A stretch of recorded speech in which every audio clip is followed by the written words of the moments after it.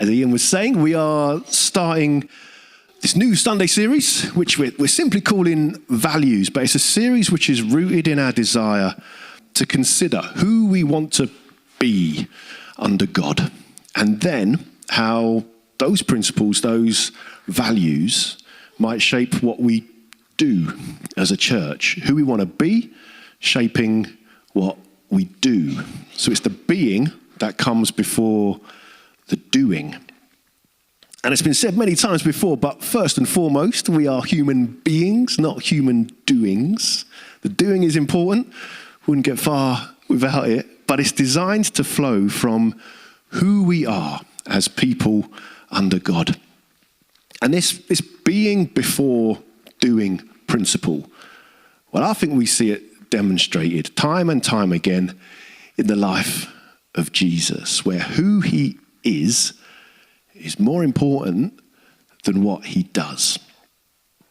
So, for example, at that first Christmas, Jesus being born as a human being is of paramount importance. You know, a baby doesn't really do anything, apart from the obvious, which you have to clear up every now and again. But a baby doesn't do much, does it?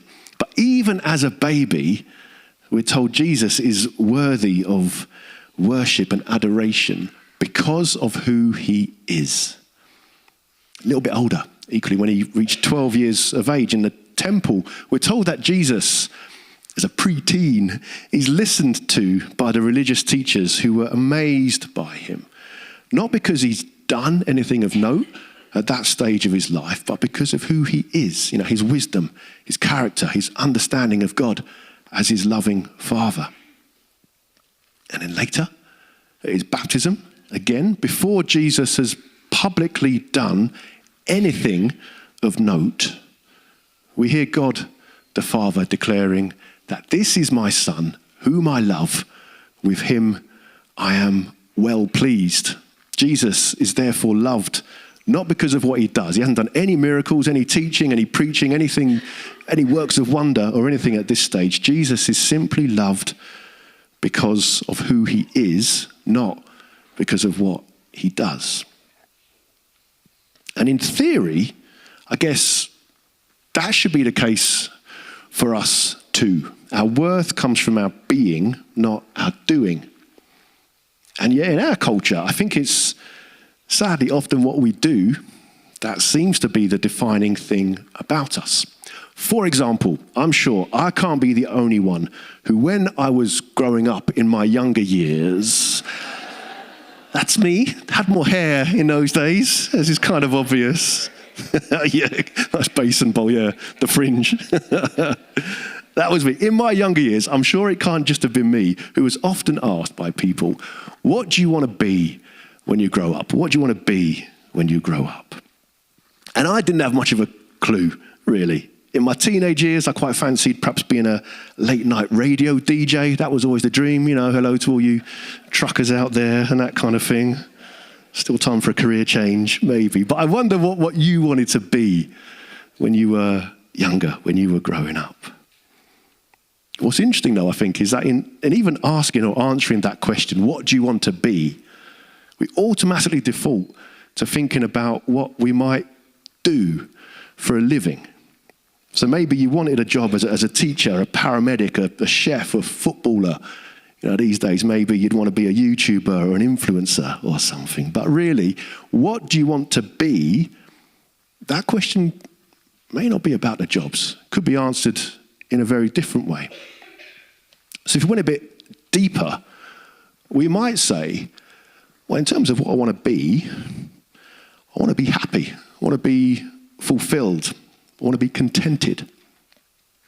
But again, I wonder if even those answers are really just byproducts of what it truly means to be. Instead, I'd suggest perhaps the best way to answer this question, what do you want to be at any age, at any stage of life, is for us to think in terms of values. So we might say, well, most of all, I want to be kind. I want to be caring. I want to be faithful. I want to be curious, perhaps. I want to be brave. Those kind of qualities and many more. Those kinds of values, they may well result in a greater sense of happiness and fulfillment and so on, and they may well shape what our dream job might be, what we spend our time doing. But in line with Jesus and in line with who we are as people, I'd suggest these values come first. They're foundational for our being, which then shapes our doing. And just as that's true for us as individuals, it's equally, if not more true, for us as a collective. Since working out with God what our shared values are, I think that will help us to become more of the church, the collective, God wants us to be. And so, as Ian was saying, after spending a fair bit of time now thinking and talking and praying this through as a leadership team and with the PCC, the trustees of the church, we've settled on these 6 values. One's on a postcard, one's on the screen. And these 6, they're not intended to be comprehensive. There could be loads more. We could go on and on and on with these. But we think that these values of kindness, integrity, generosity, humility, openness, and inclusion, we think they're a pretty good basis for working through with God who we want to be going forward as a church. But most importantly, I'd say they're all values that are very much in evidence in the life and the person of Jesus. As with anything that we see in Jesus that we'd like more of in our lives, though, these values, they're all aspirations, qualities to aspire to rather than attributes that we think we've already got cracked. But if the point of following Jesus is that through his Spirit at work in us, we might become more like Jesus, then the hope is that these 6 values might give us some frameworks, some sort of tangible targets, if you like, to aim for. And so because these values are very much a work in progress, it seemed right today to begin by looking at the value of humility and what being a humble church might look like. Trouble is, though, humility is a quality, I think, which by its very nature is pretty elusive. In fact, it seems that it's almost an impossible value or virtue to work on without it going away. The moment you think, you know what, I'm getting pretty good at this humility stuff. I'm much more humble than I used to be, It's gone like a vape of smoke or whatever. And any humility that we thought we had is immediately replaced by a sense of pride. You can't have a big head about being humble. It just doesn't work that way. So how do we grow in humility? How might it become a lived out, worthwhile value for us without us losing the very thing that we're aiming for? Well, I think there's a clue perhaps in the word humility itself, which in English comes from the Latin word hummus or humus. Hummus, not the chickpea dip, as nice as that is. No, instead, humus is a word which means earth or ground. So the idea is, it seems, that humility is associated with being lowly, being ground level. Not in terms of identity, but in terms of status. Not elevating ourselves above others or trying to stand out proud, if you like, from the crowd. Indeed, the Hebrew word in our Bibles that we translate as humility is this word, anava. And it's a word which literally means this: to occupy your God-given space in the world. And I like that. I like that definition. I like it because it's a way of saying don't overestimate yourself or your abilities. All of your space, all of our space is simply God-given anyway. It's all a gift. But equally, don't underestimate them either. Occupy, settle in, be at home in, flourish in the space God has given you, God has given us. We're simply called to be ourselves, to be the person God calls us to be. And that, I would suggest, reveals that humility probably means two things. Firstly, I'd say it means not thinking of ourselves as worthless, because we're not. You're not. In fact, to think we are worthless, it demeans the uniqueness of the person God has made us to be. It demeans the love that others have for us. And most of all, to think we are worthless, I'd say that demeans God. God declares, he says, you are precious and special in my sight, and I love you. And so to think of ourselves as anything less than lovable, as anything less than precious and special, well, it makes God out to be a liar. So humility means, I think, not thinking of ourselves as worthless, but then secondly, humility also means not thinking of ourselves as more worthy than others, because that in turn will demean them, demeans each other, and how precious and special everyone else is in the sight of God. So how do we live with this tension, if you like, of not being worth less, but not being worth more than others? Where it seems true humility, I think we could define it like this. And that humility is not thinking more of yourself or less of yourself, but simply thinking of yourself less. In other words, humility is a form of self-forgetfulness. Not being up yourself or down on yourself, but just not thinking about yourself as much. The opposite of this self-forgetfulness, and perhaps the opposite, therefore, of humility, is self-absorption, which usually plays out in one of two ways. So on the one hand, self-absorption can come out as kind of narcissism, self-importance, self-promotion. I think about maybe the constant stream of selfies on some people's social media feeds. Think about those who, perhaps, it's maybe you, apologies if it is, but maybe those who film themselves at the gym on Instagram, that kind of thing, That might be self-importance, self-promotion, self-absorption. But on the other hand, and I'll say this gently today, self-absorption can also come out through feelings not of superiority, but of inferiority. In that listening to that constant inner voice of self-criticism or even self-loathing, that can sometimes be equally self-absorbed. But neither self-importance or self-loathing are healthy. Neither of them are God's wish for our lives, and neither are they humble, because in different ways they're both ultimately focused on ourselves, on the self. Instead, true humility comes from forgetting about ourselves, of getting out of our own heads, and instead focusing on something beyond ourselves. Now, please don't misunderstand me here. Of course, self-reflection, self-examination, self-awareness, self-care, it can be vitally important. And so much of modern-day therapy and counselling is rightly geared around these priorities. Therapy and counselling, which I myself, I know, have really benefited from engaging with over the years. Self-awareness is crucial for living in community.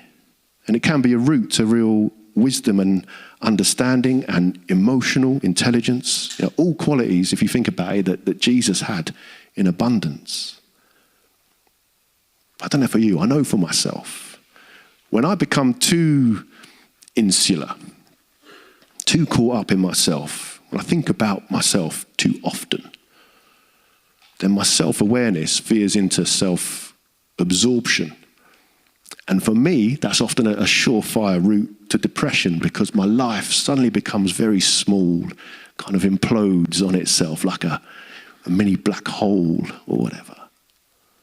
Instead, when I get out of my own head and spend time with others, when I find ways to help others, listen to others, serve others, I'm far less depressed. My depression invariably fades because my eyes are lifted up from my own valley to the mountains ahead and the possibilities of the rest of life.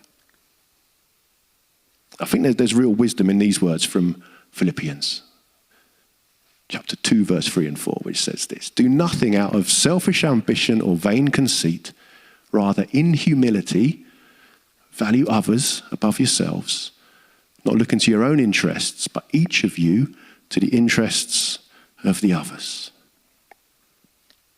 Now it's interesting, that little line in the middle there, value others above yourselves, that seems maybe a bit counterintuitive as to what we were talking about just now. But I don't think that line is talking about worth. Rather, the original word that's translated as value here might be better translated as esteem, or we might say regard others. Regard others above yourselves. So rather, in humility, it seems, simply spend more time looking at and focusing on other people than we do on ourselves. Looking at everyone else? Yeah. But, and here's the clincher, I think. Who do we look to most of all? We fix our eyes on Jesus. Because when our eyes are fixed on Jesus, they can't be fixed on ourselves. Following Jesus, looking at Jesus, regarding Jesus, esteeming Jesus. That is the best way. Perhaps it's the only way to become truly humble. And you're going to play a little clip, a couple of verses from Matthew's Gospel, chapter 11, verses 28 to 30. And it's a clip of Jesus calling us to look at him in our lives.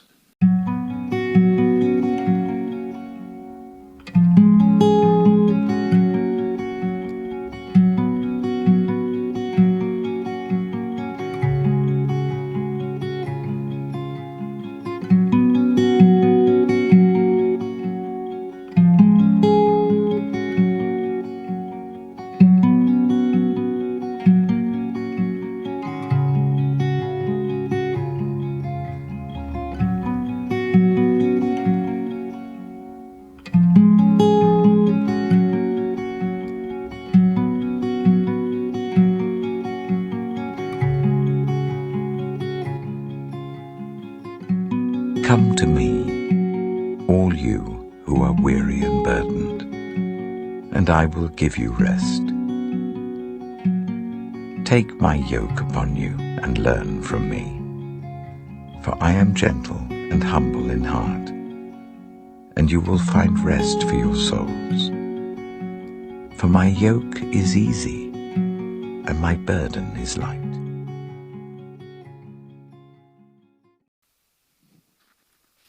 Come to me, says Jesus. Learn from me, for I am gentle and humble in heart, and you will find rest for your souls. Look to me, says Jesus, because I'm humble. Not a proud way, just an honest way. And how is Jesus humble?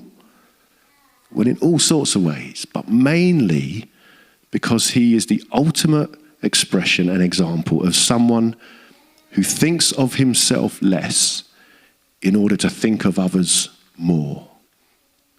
In a way, that's the whole message. That's the whole truth of his life, his death, his resurrection, that emptying of himself so that we can know life in all its fullness, both in this world and the next. As it says again from that letter to the Philippians, which spoke of humility earlier, describes Jesus like this. It says, he made himself nothing by taking the very nature of a servant, being made in human likeness, and being found in appearance as a man, he humbled himself by becoming obedient to death, even death on a cross.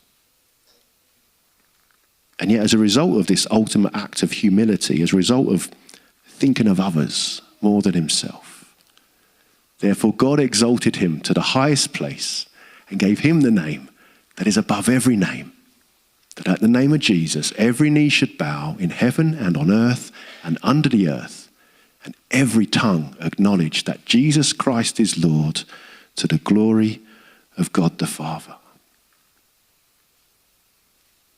You know, the more we look to and the more we point to Jesus, the less we look at and the less we point to ourselves. And so humility, almost by stealth, almost unnoticed at first, will gradually become more of a lived reality in our lives. If we're truly humble, we won't even notice it. But others will see in our humility the presence of Jesus, the one who our lives are pointing to.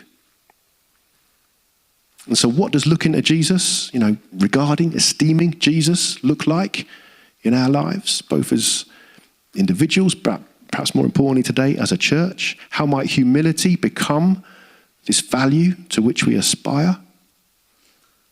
Well, I've got 3 quick suggestions for us to consider as a way of sort of bringing all this together. Firstly, I think, as that verse in Philippians encourages us, I'd say it means that we look to the interests of others. Our first thought is not for ourselves, our own interests or our comfort, but how we might serve others, and in particular, our wider community. We as a church, we as St. John's here, we're not our own. This building is not our own. Because yes, ultimately everything belongs to God. But I'd say God has entrusted us as stewards of this church, this community, this building, to ensure that it belongs to our community. We are St. John's community church for a reason. We are here not for our own interests, but for the interests of others. We're not a members club. We are a community church. As always, we're a work in progress on this, but that's why we are open and share our building with all sorts of groups and people. I think on average, over 700 people come through our doors each week, because we strive to be a resource, a space, a benefit to our community. We try and keep the building and the grounds well looked after, not for ourselves, but for others, just as we try and be considerate neighbours to those on our street. If you were here last week or you caught up online, as we were saying at the annual meeting last week, looking to the interests of others is really the motivation for all the groups and the events we hold. Pretty much all we do, every activity, I hope, is with the needs of others in mind. Ironically, thinking this through, the most challenging part of our life as a church to keep this outward focus in mind are perhaps these times, the services themselves. And so there's a constant need to ask for God's help in ensuring that we're not insular or smug or cliquey or self-absorbed. But for everything we do, I guess the prayer and our aim is that we look to the interests and needs of others. And the added bonus, if that's a value, that humility of ours, is that in this way, my needs will be met because you're looking out for me, and I hope your needs will be met because I'm looking out for you. It's a win-win. So that's the first way I'd suggest that humility might be a value for ourselves. But secondly, I'd say humility as a value means this, that we look for Jesus in others. Indeed, one of the deepest foundations of our theology, the way we understand God, is that every human being is made in the image of God. Every human being, not just Christians, not just good people, but every human carries in them the image of God. And that means that as we look around us, we should be able to see something of Jesus in every single person. And for me, if we can grasp that truth, that makes a huge difference for how we do church. So when anyone walks through our doors, it means not seeing them primarily as someone to be wary of, or as someone who needs converting or saving, or as a prodigal who has finally found their way home, but as someone in whom we might glimpse something afresh of Jesus himself. It's a very different way of looking at people. It means seeing everyone as a gift, everyone as someone in whom the divine spark resides.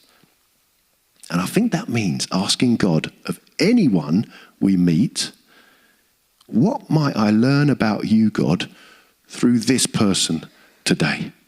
How might I meet you, Jesus, through this gift of a person?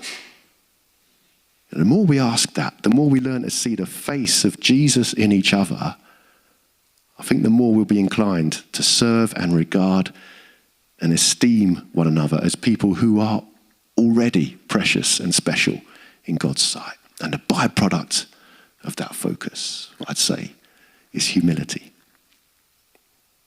But then thirdly, and finally, for now, the value of humility means ultimately that we look to Jesus himself. As I said earlier, we fix our eyes on Jesus. So when Jesus says, follow me, he means it. He wants us to look to him, not to ourselves. We often talk about what that might mean for us in an individual sense, the idea of personal discipleship and so on. But what might looking to Jesus mean for us corporately as a church? Well, this corporate question, I think, is particularly tricky because there's an expectation that we as a church will promote who we are and what we do as a church, publicity-wise, social media, word of mouth, and so on. And I guess in some ways this promotion is an unavoidable part of modern life. And so we do some of that simply because we want people to know that we're here to serve them. And ultimately, because most of all, we long for them to know Jesus' love for themselves in their lives. That's what we do. But, and here's the tricky bit for us. Publicizing what we do can very easily slip into self-promotion. And I don't want us to fall into that trap.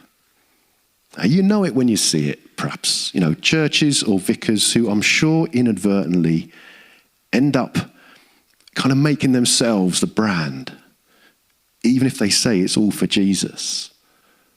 But when a leader's face or the church itself becomes the brand, becomes the destination, becomes the club to attend, then we risk taking our eyes off Jesus and onto our own preservation or success as a club.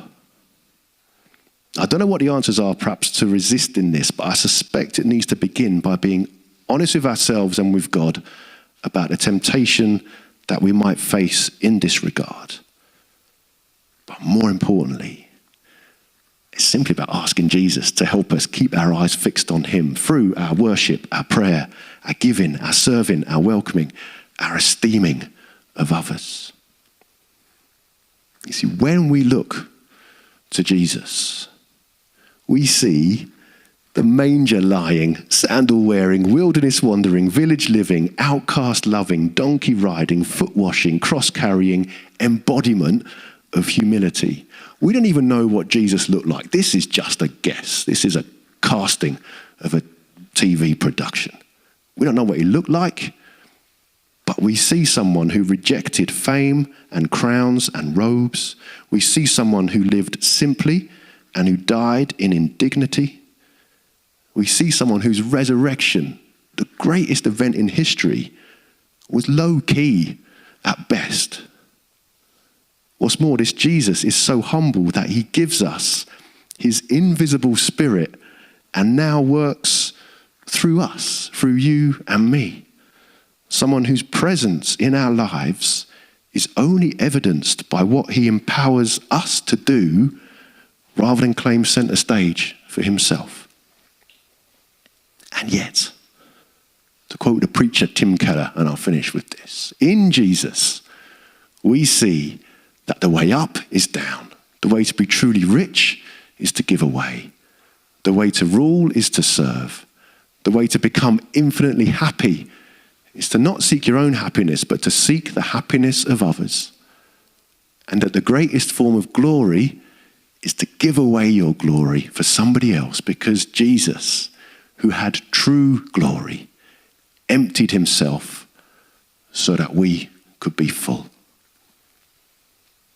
I pray that we would know and value this same humility as a church as we look to the interests of others, as we look for Jesus in others, and as we look to Jesus himself.